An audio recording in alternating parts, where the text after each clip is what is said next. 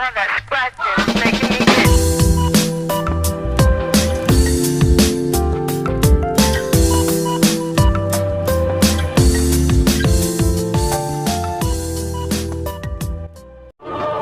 Cerita kali ini dimulai pasca Sun Wukong dibunuh dan jiwanya disegel di dasar samudera.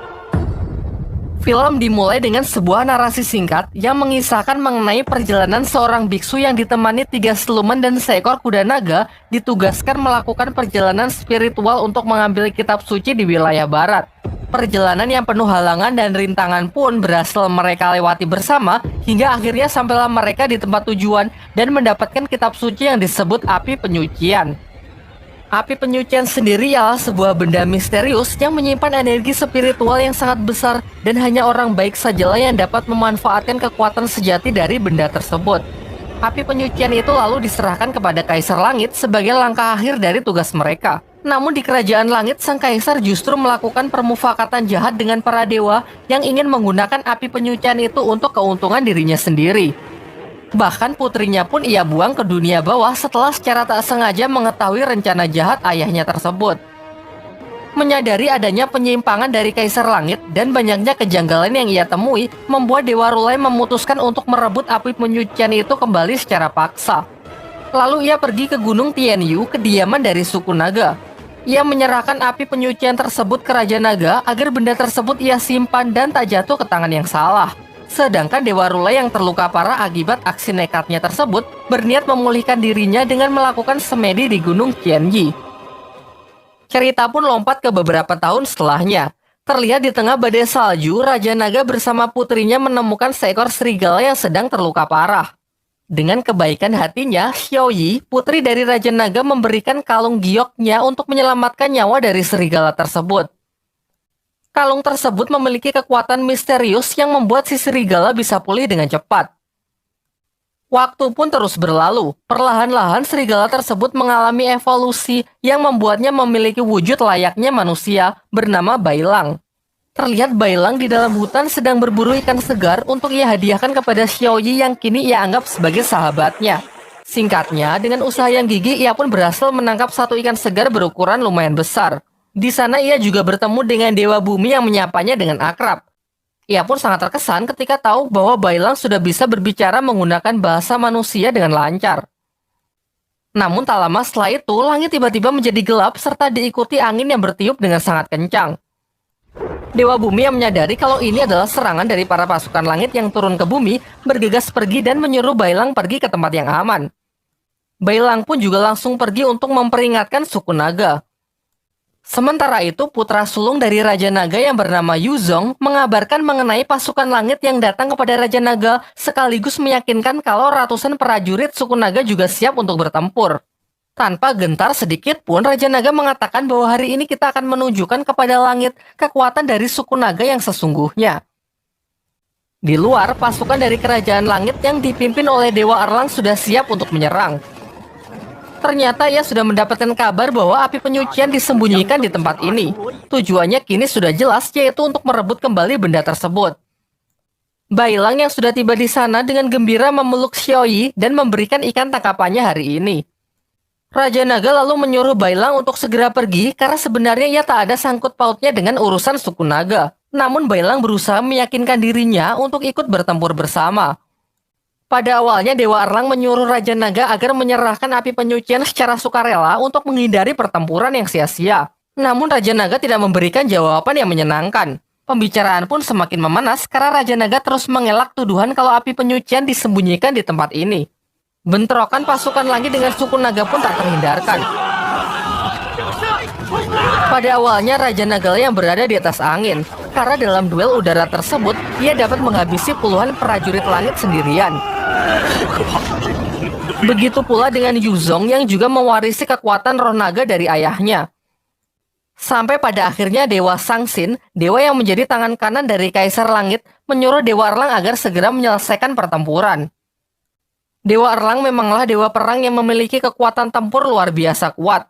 Dan benar saja, setelah Dewa Erlang masuk ke dalam pertempuran, keadaan pun perlahan mulai berbalik. Ia bertarung melawan Raja Naga dan berhasil mengimbanginya. Sedangkan Bailang yang membantu berhasil mengalahkan beberapa prajurit langit, meskipun pada akhirnya ia lengah, beruntung Yuzong dapat menyelamatkannya. Di sisi lain, pertarungan Raja Naga pun semakin mendekati puncaknya. Raja Naga yang semakin terpojok mengerahkan seluruh kekuatannya dan berubah ke mode naga. Tetapi tetap saja, Dewa Erlang masih terlalu kuat sampai akhirnya dapat mengalahkan Raja Naga dan membunuhnya. Tak hanya itu, dengan kejamnya, para dewa juga membunuh seluruh naga di tempat tersebut. Sadar kekalahan yang sudah semakin dekat, Yuzong pun memutuskan untuk membawa pergi Xiaoyi dan Bailang meninggalkan medan perang. Sayangnya jelas Dewa Erlang tidak membiarkan mereka pergi begitu saja. Ia pun segera melepaskan anak panah apinya untuk menjatuhkan Yuzong. Alhasil Yuzong pun terjatuh di sebuah hutan di wilayah utara. Sebelum ajalnya tiba, Yuzong mengungkapkan rahasia mengenai keberadaan dari api penyucian. Dan ternyata, api penyucian itu adalah Xiaoyi yang merupakan putri dari Raja Naga.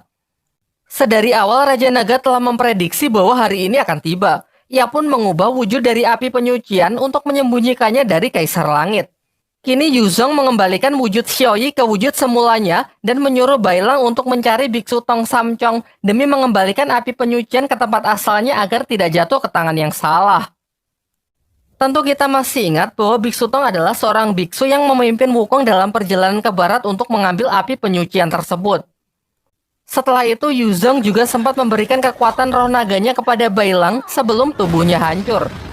Kini Bailang pun memiliki kekuatan roh naga dari Yuzong, meskipun ia perlu banyak waktu agar bisa menggunakan kekuatan tersebut. Selang beberapa waktu datanglah Dewa Pagoda yang mengejarnya. Sempat terjadi aksi kejar-kejaran karena Bailang yang masih belum tahu cara menggunakan kekuatan Yuzong. Tanpa sadar mereka berdua telah memasuki wilayah klan Asura berisi berbagai macam siluman kuat dan kejam yang dipimpin oleh siluman bernama Rahu. Diceritakan sudah berabad-abad lamanya, klan Asura menjadi musuh bebuyutan dari kerajaan langit.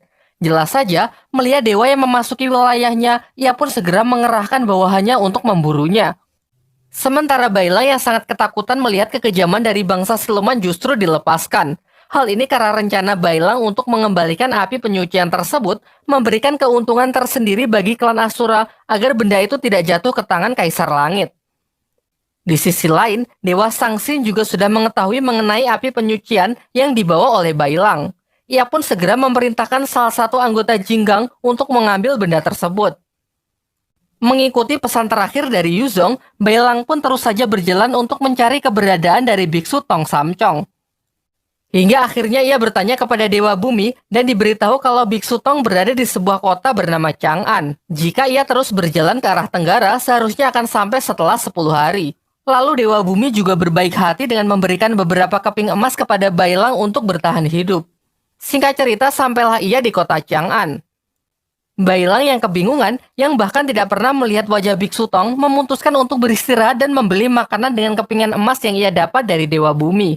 Alhasil, para pedagang pun berbondong-bondong menawarkan dagangannya ke Bailang. Beruntung ia bertemu dengan seorang pedagang baik hati, memberitahu Bailang lokasi dari Biksu Tong yang berada di sebuah rumah bordil terbesar di kota Chang'an. Singkatnya, setelah memberikan beberapa keping emas, Bailang pun berhasil masuk dan bertemu dengan Biksu Tong.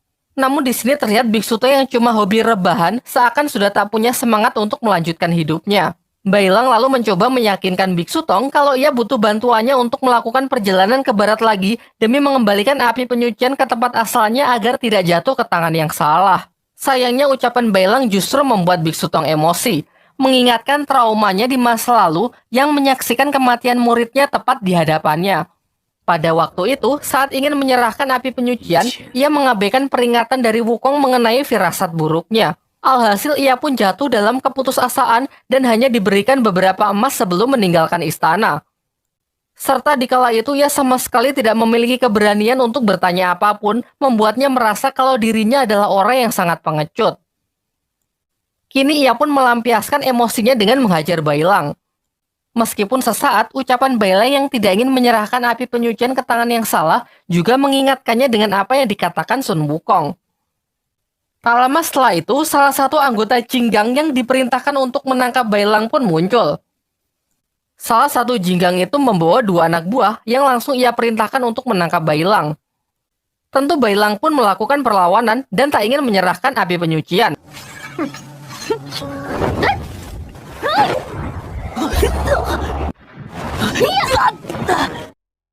Sedangkan Biksu Tong yang sudah pasrah hanya diam karena tak ingin ikut campur. Dua prajurit itu saja sudah membuat Bailang kewalahan. Sampai akhirnya dalam kondisi yang terdesak, ia berhasil menggunakan kekuatan Yuzong untuk mengalahkan mereka. Kini giliran Jingganglah yang turun tangan secara langsung. Namun ternyata serangan Bailang sebelumnya sangat menguras energinya. Ia pun sama sekali tak bisa melakukan perlawanan untuk menghadapi Jinggang tersebut. Meskipun sudah dihajar habis-habisan, dengan seluruh sisa tenaganya, Bailang tetap berusaha melindungi api penyucian tersebut. Sementara itu, Biksu Tong merasa sangat kesal karena ia harus mengalami trauma ini lagi. Tak lama setelah itu, ia ditemui oleh Xiaoyi, yang merupakan perwujudan dari api penyucian. Xiaoyi mengatakan agar tidak menyerahkan dirinya kepada Kaisar Langit. Dari sini terungkap bahwa ia sebenarnya sudah memperingatkan hal ini kepada Sun Wukong saat itu melalui mimpi. Namun Biksu Tong malah menganggap kalau hal itu adalah bisikan iblis yang hanya ingin mengganggu. Meskipun pada akhirnya ia pun menyesal karena tidak mendengarkan peringatan Wukong waktu itu. Kembali ke tempat Bailang, di sana ia masih diajar habis-habisan oleh anggota Jinggang. Sampai ia pun berteriak meminta tolong kepada Biksu Tong agar bertindak. Sontak hal ini membuat Biksu Tong teringat dengan Wukong yang dulu meminta hal yang sama. Karena tak ingin mengulangi kesalahan untuk kedua kalinya, Biksu Tong pun kembali bangkit dan segera datang untuk membantu Bailang. Ia pun bertekad untuk menulis ulang sejarah dengan bersedia untuk melakukan perjalanan kembali demi mengembalikan api penyucian ke tempat asalnya. Ternyata Biksu Tong juga merupakan seorang fighter yang sangat kuat. Ia bahkan mempersilahkan Jinggang itu untuk segera pergi agar kekalahan tidak mempermalukannya. Merasa diremehkan, Jinggang itu pun sangat emosi dengan mengeluarkan kekuatan maksimalnya. Begitu pula Biksu Tong yang membuat pertarungan mereka berlangsung sangat sengit.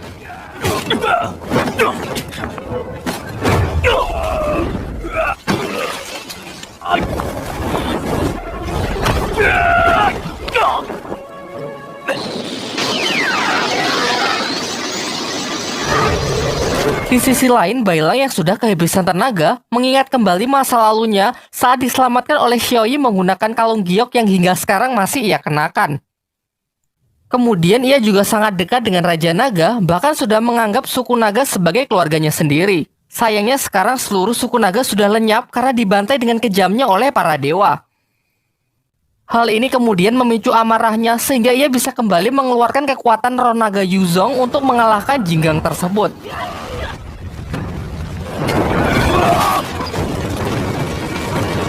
Singkat cerita, mereka pun sepakat untuk melakukan perjalanan ke barat untuk mengembalikan api penyucian. Sebelum pergi, Biksu Tong mengajak Bailang mampir ke sebuah kuil tua di pinggiran kota. Yang ternyata di sanalah tempat Biksu Tong menyimpan barang-barang dari perjalanan 16 tahun yang lalu. Mereka pun mengambil barang-barang yang dibutuhkan untuk mendukung perjalanan mereka. Tidak hanya barang, di sana Biksu Tong juga menyimpan seekor naga bernama Aose, yang merupakan pangeran ketiga dari Istana Naga Laut Timur. Dulu Aose juga berperan penting dalam perjalanan ke barat dengan wujudnya yang menjadi kuda putih sebagai kendaraan dari Biksu Tong. Diceritakan jauh sebelum perjalanan dimulai, Aose sangatlah liar yang sama sekali tak menghargai kehidupan. Ia banyak membunuh manusia hanya untuk bersenang-senang. Karena itulah Dewa Sangsin mengubahnya menjadi seekor kuda untuk menemani Biksu Tong melakukan perjalanan ke barat demi memperbaiki sikapnya. Namun setelah perjalanan selesai, sifat Aose tak berubah sedikit pun. Ia masih sangat liar, suka membunuh dan berbuat onar. Oleh karena itu, Biksu Tong merampalkan sebuah mantra dan menusukkan 3 jarum untuk menekan kekuatan Aose, lalu mengurungnya di kuil ini. Biksu Tong mengatakan kalau Aose pasti akan berguna dalam perjalanannya kali ini. Lantas ia pun menyuruh Bailang untuk mencabut 3 jarum untuk membebaskannya. Sayangnya selama 16 tahun ini Aose masih sama saja. Setelah terlepas ia malah menyerang Bailang dan hendak pergi untuk membunuh banyak manusia lagi. Beruntung ternyata Biksu Tong sudah memperhitungkan hal ini. Terlihat sebelum sempat pergi, Aose perlahan mulai berubah lagi ke mode kudanya. Terungkap bahwa 3 jarum itu tidak hanya menekan kekuatannya, namun juga mencegah mantra yang mengubahnya kembali ke wujud kuda. Kini setelah jarum itu dicabut, ia kembali menjadi kuda dan tak ada pilihan lain selain ikut dengan Biksu Tong.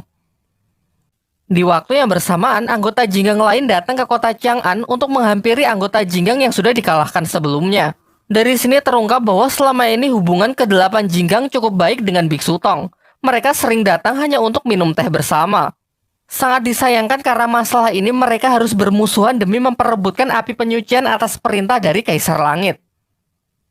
Besoknya diperlihatkan Biksu Tong bersama Bailang yang sudah berjalan cukup jauh. Mereka pun memutuskan untuk beristirahat sejenak di sebuah kedai.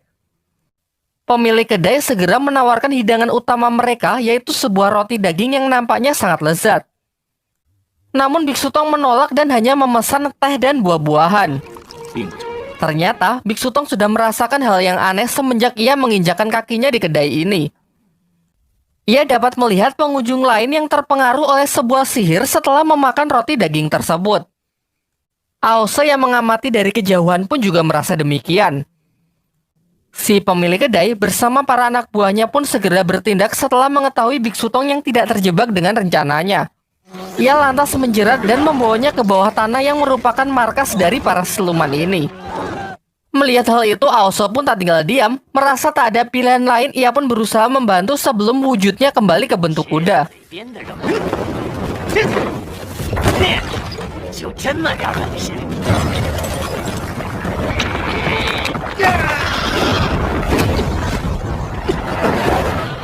Pertarungan pun tak terhindarkan. Namun sayangnya, Aose tidak bisa mengerahkan seluruh kekuatannya karena 3 jarum besi yang masih tertancap di tubuhnya. Bahkan ia sendiri kesulitan fokus karena terus menghitung sisa waktu yang ia miliki sampai kembali ke wujud kuda jika jarum itu dilepas. Hingga pada akhirnya dengan tangannya sendiri, ia pun mencabut 3 jarum itu demi mengalahkan siluman tersebut.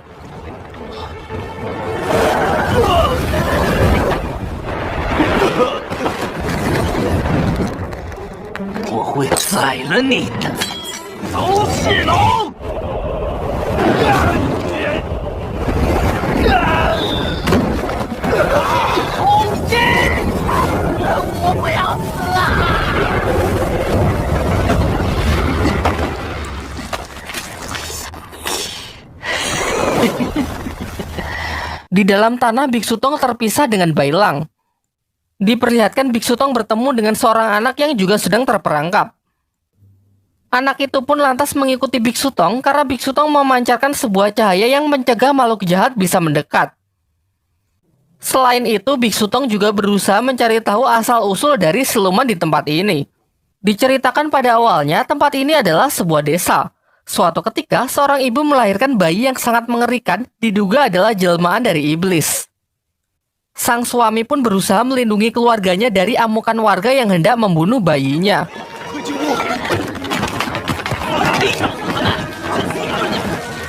Hingga rumahnya dibakar dan sang suami pun tewas dalam insiden tersebut. Dengan kebencian hati yang sangat mendalam, mengubah ibu itu menjadi siluman yang memangsa manusia. Di sisi lain, Bailang berhasil menemukan lokasi dari sang siluman bersama anaknya yang juga menjadi siluman. Terjadilah pertarungan yang lumayan sengit.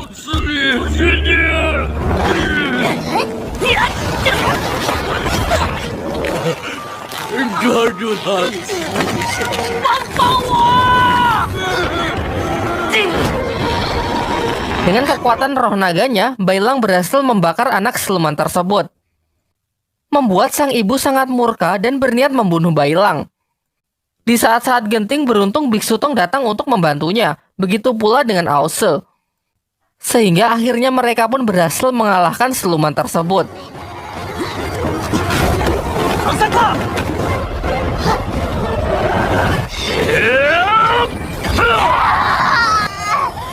Menjelang kematiannya, sekilas terlihat siluman itu yang mengingat kembali kenangan indah saat ia masih menjadi manusia. Lalu Biksu Tong mendoakannya agar kelak siluman tersebut bisa bereinkarnasi menjadi manusia dan memperoleh kebahagiaan di kehidupan selanjutnya. Setelah keluar dari bawah tanah, mereka mencari anak kecil yang Biksu Tong temui sebelumnya yang entah lari kemana. Akan tetapi tak lama setelah itu, mereka kembali didatangi oleh anggota Jinggang yang memburu Bailang. Kali ini bukan cuma 1, namun ada 4 Jinggang sekaligus. Untungnya salah satu Jinggang memutuskan untuk tidak ikut bertarung sehingga pihak Biksu Tong seimbang dari segi jumlah. Meskipun begitu, Bailang masih saja kesulitan menghadapi salah satu jinggang yang memang berada di level yang berbeda. Serangan-serangan fatal pun Bailang terima hingga membuat tulang-tulangnya bergeser.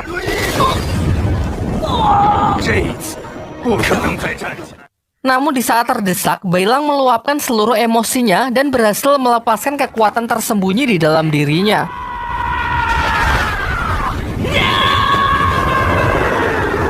Hal ini sontak membuat keadaan menjadi berbalik, jinggang itu pun berhasil dikalahkan. Sementara itu, Biksu Tong terlihat sangat kesulitan berhadapan dengan jinggang yang ia lawan. Ia pun terkunci yang membuatnya tak bisa bergerak. Melihat Biksu Tong yang sudah tidak berdaya, membuat Aose berpikir untuk menghabisinya agar kutukannya bisa hilang. Namun secara mengejutkan, ia berubah pikiran dan malah menyerang jinggang itu dengan alasan kebenciannya kepada para dewa jauh lebih besar. Lalu mereka juga melawan jinggang pengguna teknik segel. Beruntung Aose dengan kekuatannya mampu mengalahkan jinggang tersebut.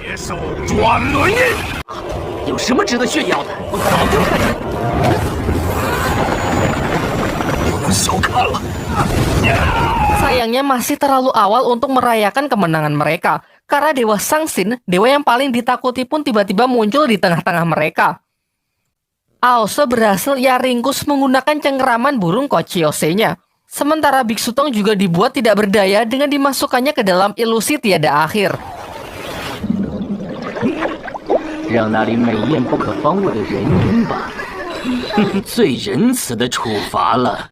Dan Bailang yang mencoba melawan, ia ikat ke pilar api tiga rasa, di mana jika ia melawan maka api tersebut akan semakin panas. Di saat-saat genting ketika api penyucian hendak diambil, Biksu Tong pun kembali bangkit setelah berhasil terlepas dari ilusi tiada akhir. Dengan lantang ia mengatakan bahwa kali ini ia tidak akan gagal lagi. Ia tak akan jadi pengecut dan tak akan membiarkan muridnya disakiti. Ia pun menantang Dewa Sangsin untuk duel melawannya.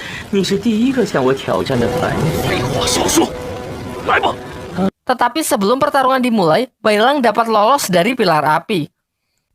Ternyata ia diselamatkan oleh anak kecil sebelumnya yang ternyata adalah jelmaan dari Dewa Rulai yang 16 tahun lalu merebut api penyucian dan memberikannya kepada Raja Naga. Kini setelah pulih, ia pun berniat membantu Biksu Tong untuk mengembalikan api penyucian. Singkat cerita, mereka berdua pun sepakat untuk bertarung menggunakan satu gerakan saja. Jika Dewa Rulai kalah, maka ia akan mundur dan tak akan ikut campur lagi. Begitu pula sebaliknya. Terjadilah pertarungan antar keduanya. Dewa Sangsin segera terbang ke langit bersiap menggunakan jurus terkuatnya, sebuah patung raksasa dengan 1000 pukulan. Sedangkan Dewa Rulai yang tak ingin kalah juga menggunakan teknik terkuatnya untuk memblokade serangan tersebut.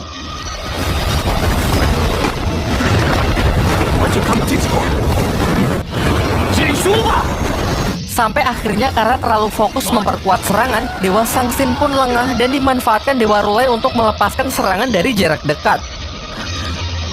Alhasil Dewa Rulai lah yang berhasil memenangkan pertandingan tersebut. Dengan kekalahan itu, Dewa Sangsin pun bersedia kembali ke Istana Langit bersama para jinggang lainnya.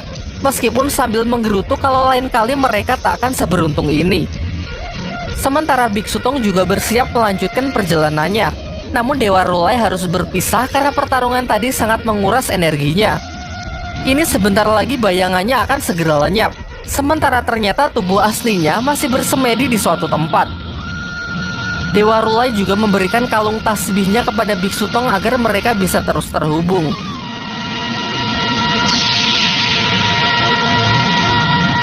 Dan perjalanan pun kembali mereka lanjutkan. Lanjut ke bagian 3.